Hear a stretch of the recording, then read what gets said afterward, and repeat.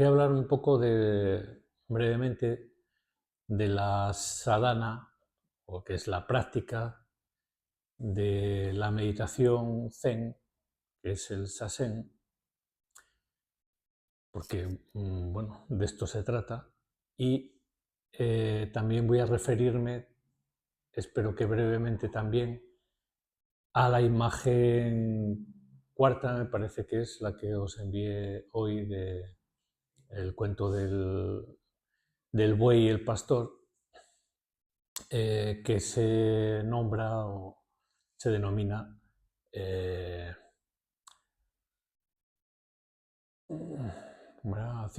haciéndose con el buey, ¿no? Atrapando el buey, atrapando el buey. Bueno, hay distintas traducciones, pero bueno, atrapando el buey, ¿no? Bueno, lo primero que tenemos que tener siempre renovadamente claro es que la sadhana, la práctica meditativa, el sasen, es una estrategia o es una disposición que pretende o con la que nos adentramos, ahondamos en nuestra interioridad. Es decir, ahondamos en nosotros mismos. Esto de la interioridad vale para entendernos, pero interioridad, exterioridad, todo esto desde la perspectiva no dual o no dualista, pues no tiene mucho sentido, ¿eh? Pero bueno, para entendernos vamos a hablar de un ahondamiento en nosotros mismos. Para que ese ahondamiento sea efectivo, sea real, sea genuino, sea auténtico, eh, ya sabemos, pero tenemos que tenerlo presente, que lo que se requiere es suspender el juicio. Digamos que el modo habitual de estar consciente, esto no nos sirve, porque el modo habitual es un modo egocentrado. Es el ego, ¿no? La mente egocéntrica la que lleva la batuta normalmente de nuestro modo de estar. Esto quiere decir que la mente egocentrada piensa, razona, imagina, idea, supone, deduce, juzga, etc., ¿no? Anticipa, recuerda, supone, todo eso, ¿no? Y más. Pero esa mente egocéntrica no nos interesa. Entonces, porque no nos permite, nos mantiene en la superficie o nos mantiene en unas profundidades que son de otro calado, ¿no? De otra cuestión, ¿no? Diferente, ¿no? Tiene que ver también con la psique heredada, por un lado, con el inconsciente colectivo, la psique heredada, y también con digamos, la psique que se desarrolla, o la psique personal que se desarrolla a partir de que nacemos, ¿no? Entonces, todo eso es lo que la mente egocéntrica o egocentrada pues, pone en circulación constantemente, ¿no? O de lo que está constituida, podemos decir así. Pero la sadhana del zen, el zazen o sasen, al igual que otras prácticas de esta guisa o de esta naturaleza, lo que buscan es un estado, digamos, es un desplazamiento de la posición egocéntrica o de la mente egocéntrica o egocentrada hacia una mente excéntrica, es decir, descentrada de lo yoico, vamos a decir así, ¿no? Podríamos decir que es un desplazamiento de la perspectiva yoica o del centro yoico a un estado de flujo que no está centrado en lo personal, ¿no? en lo yoico, ¿no? Y para eso necesitamos mantener una determinación de no de bajarnos, de vaciarnos una y otra vez a lo largo de la práctica de la mente razonativa, ¿no? Del razonamiento, del pensamiento, del juicio, de la valoración, de la ideación, de la divagación, todo esto, ¿no?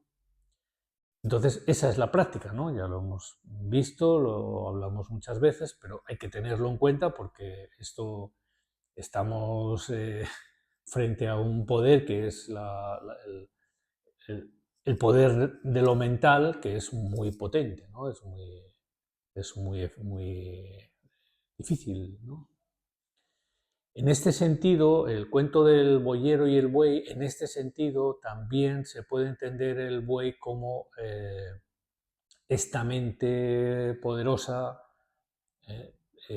por un lado heredada, por otro lado desarrollada a partir de nuestra personalidad actual, ¿no? A partir del nacimiento y demás. Pero en la cuestión del buey va más allá de todo eso. ¿eh? No hay que entenderlo únicamente como la mente que tenemos que domar, como si nosotros fuésemos aquí otra cosa que la mente misma. Es decir, que lo que se pretende domar, lo que es díscolo, lo que es obstinado, que hemos leído, que ahora lo voy a leer, en realidad no es la naturaleza propia, la naturaleza animal, vamos a decir así, ¿no? También lo mental, sino que es el propio pastor, es el propio boyero, ¿eh? El que hay que domesticar. Podríamos invertir la jugada, en la perspectiva, y entender que no es el pastor, no es la indicación, no se dirige a que el pastor domestique al buey, sino que el buey domestique también al pastor, ¿no? Podemos decir así, porque ya hemos visto y entrevisto que ambas cosas son el mismo ser, la misma totalidad. Buey y boyero es lo mismo, es la misma cuestión, ¿no? Es decir, que es el propio pastor el que tiene que domarse a sí mismo cuando el pastor está centrado en la mente egocéntrica, valga la redundancia. Y la mente egocéntrica es la mente también que está centrada o que está dirigida, en cierta manera, gobernada, entre comillas, por el yo consciente, ¿no? O por la parte consciente, digamos, por el ámbito, ¿no? Por el territorio psicomental consciente, cuyo centro es el yo, ¿no? Por definición. Es verdad que ese yo tiene sus enraizamientos, sus condicionamientos, su biografía en condicionamientos inconscientes, tanto personales como heredados, ¿no? Pero bueno, no me voy a extender ahí con esa cuestión. El tema es que eso hay que dejarlo de lado, por eso hablamos de un vaciamiento. Todo presupuesto mental consciente hay que dejarlo a un lado. En cuanto nos damos cuenta que estamos pensando, razonando o en algún tipo de narrativa mental, hay que soltarse de ahí, ¿no? Y como decía Nomilla Lassalle, hay que estar sentado ahí como si fuéramos tontos o tontas, ¿no? Es decir, que se trata únicamente de estar ahí y ya, ¿no? Sin pensar, razonar y demás, ¿no? Y como ese razonamiento, ese pensamiento viene autónomo, viene por sí solo, sin ir a buscarlo, en la medida en que nos damos cuenta de que estamos recreándonos o involucrados en algún tipo de discurso o de actividad mental, lo dejamos. Volvemos a estar ahí, volvemos a dejarlo, volvemos a estar ahí, volvemos a dejarlo, y esto es la práctica en sí misma, porque ese dejarlo constantemente permite un ahondamiento. Es como imaginaros que estemos descendiendo por una escalera hacia un sótano profundo. Entonces vamos descendiendo, pero cada vez que el mecanismo mental egocentrado o yo-centrado, que también se podría denominar así, pone en marcha la ideación, el descenso se detiene o incluso volvemos a subir para arriba, ¿no? Y el silencio, el no pensar, la no mente, Wuxing, es lo que permite que descendamos escalones. Y en esos escalones es donde se produce ese ahondamiento, ¿no? esa inmersión, ¿no? en la propia interioridad, en el propio ser, ¿no? Por eso la cuestión de no pensar, de no idear, de vaciarse, ¿vale? Por lo tanto, esa es la tarea, ¿eh? Y en esa cuestión es donde, claro, en la medida en que uno practica y practica y practica, va adquiriendo pues, más probabilidad de descender mejor y más. Y en algunos momentos ese descenso es mayor, en otros es menor, y en eso está la jugada, ¿no? La cuestión. De momento, ese tema lo dejo ahí, pero para tenerlo presente, ¿no? Hay que tenerlo presente. Y yendo al tema de la imagen que os envié antes, del cuento chino, el pastor y el buey, la imagen cuarta, después de la imagen tercera, que era al encuentro del buey, aquí se habla de la captura del buey, o atrapar al buey. Bueno.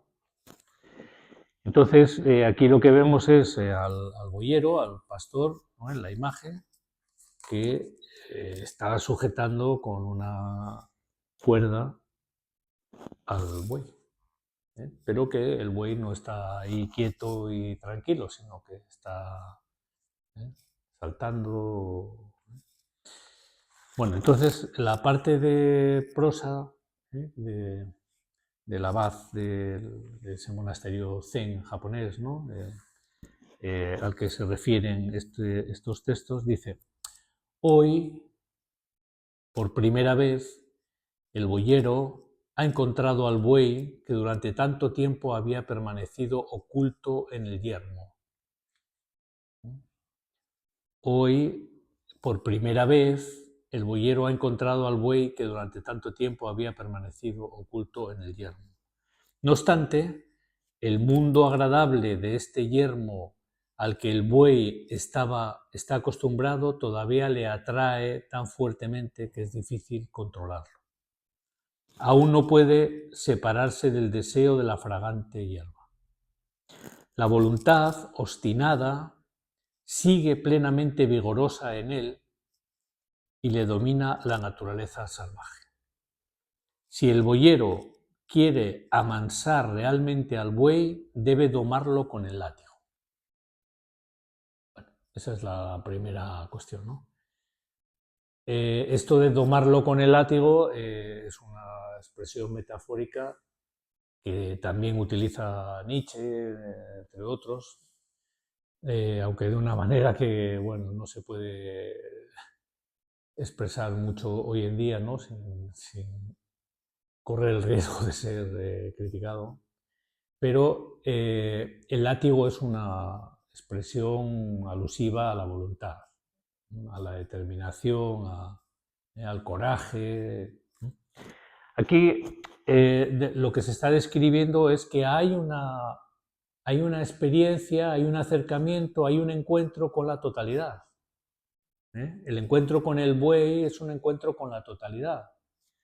Claro, esa totalidad, en ese estado de flujo del que hablábamos antes, de la mente que ya no está egocentrada, es decir, que ya no el eje de la conciencia no está en la mente egocéntrica, en ese estado de flujo el centro se ha desplazado y estamos en un centro que abarca la totalidad consciente e inconsciente, podemos decir así, ¿no? El lado oscuro y el lado luminoso, el lado autoconsciente y la profundidad inconsciente, podemos decirlo así, ¿no? Entonces, hay una experiencia con ese estado, con esa totalidad. El boyero ha encontrado al buey hoy, un día, ¿no? O en un momento determinado, que durante tanto tiempo había permanecido oculto en el yermo inconsciente, ¿no? No sé, estaba a su bola, a su aire, en su naturaleza, o sea, en la naturaleza salvaje y todo esto que se comenta ahí, ¿no? Dice, la voluntad obstinada sigue plenamente vigorosa en él y le domina la naturaleza salvaje, es decir, que hay una voluntad inconsciente también, hay una voluntad que está en la propia naturaleza inconsciente. De hecho, el sí mismo, el eje, el centro o el arquetipo de la totalidad es inconsciente, deviene consciente en determinado momento o también se expresa a través de la consciencia, que forma parte de esa totalidad, y eso es algo fundamental, ese eje, ¿no? Esa relación entre el yo y el sí mismo, digamos, entre el yo y su fundamento, que es el sí mismo. Y esto también, en términos religiosos o mitológicos, se ha expresado entre la relación del hombre con los dioses o del hombre con Dios en el campo del monoteísmo, ¿no? Y esa relación con Dios o esa relación con los dioses es la relación de la consciencia, digamos, de la autoconsciencia yoica con su fundamento que está en un campo de misterio, en un campo inefable o en un campo al que solamente puede acceder a través de la experiencia.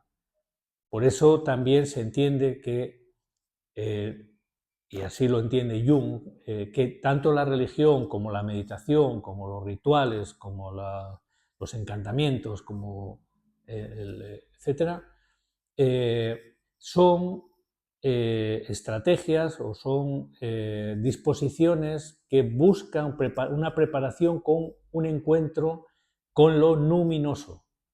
Con lo luminoso. Lo luminoso es lo que conmueve la experiencia inefable, lo enigmático, lo misterioso de la existencia, de la condición existencial misma, ¿no? Etcétera. Bueno, dice, y también es lo que conmueve, ¿no? Lo que produce una experiencia tremendum. Bueno. Si el boyero quiere amansar realmente al buey, debe domarlo con el látigo. Es decir, que aquí Suzuki, por ejemplo, que es un maestro zen y uno de los divulgadores principales, ¿no?, del zen fuera de Japón, plantea justamente esto, que ese látigo y esa prescripción o esa indicación de esa necesidad de domar al buey, es engañosa la imagen, ¿no? porque en realidad quien debe ser domado es el propio pastor.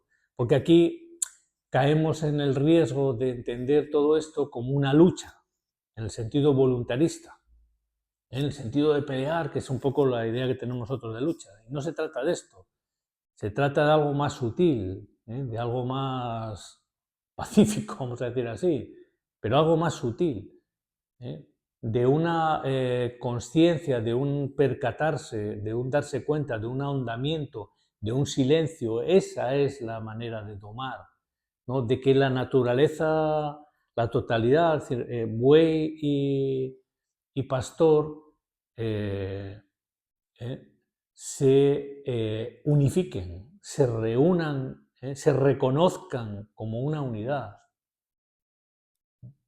y no como algo que yo te impongo a ti o tú me impones a mí, entonces yo te domo a... ¿no? Esto no va por ahí la cosa. Es verdad que es necesaria una persistencia, una disciplina, una determinación, ¿no? Para poder transitar, ¿no? Claro, si no hay una cierta, eh, por un lado, una motivación profunda que uno no puede eh, determinar, ¿no? Que uno no puede inventarse. La tienes o no la tienes. Es un movimiento, algo que viene, un movimiento, una motivación que viene de, ¿no? de tu propia profundidad, de tu propia persona profunda.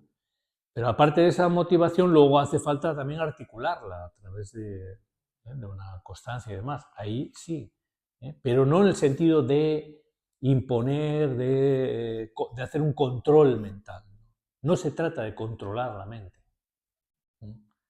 Se trata de despertar a una realidad propia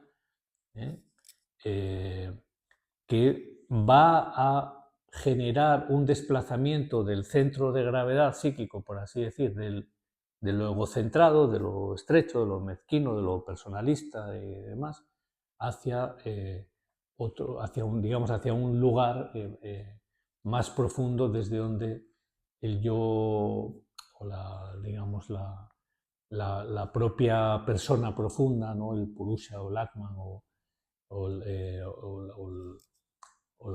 el Buda, ¿no? La naturaleza búdica, vamos a decir así, ¿no? Que está en todo, se exprese y maneje, por así decir, ¿no? O conduzca las interacciones con la vida, ¿no? Dice, ahora es la parte de verso, ¿no? Dice, tras los máximos esfuerzos, el boyero ha capturado al buey. Ha capturado en el sentido que se ha dado cuenta, ¿no? Lo ha entrevisto. Su voluntad aún es, sin embargo, demasiado obstinada y su ímpetu demasiado fuerte para cambiar fácilmente su estado salvaje. Es decir, que en un principio también la naturaleza profunda tiene una dimensión violenta. Esto lo vemos también en el ámbito de lo mitológico y de lo religioso también, ¿no? En el ámbito religioso, pues también la ira de Dios, etcétera, ¿no? El castigo, la rabia, no sé qué, ¿no? En el ámbito mitológico ya ni os cuento, ¿no? Los follones, ¿no? Etcétera, etcétera, ¿no? Y también esas luchas entre ángeles y demonios y no sé cuánto, ¿no? En fin, todo eso tiene que ver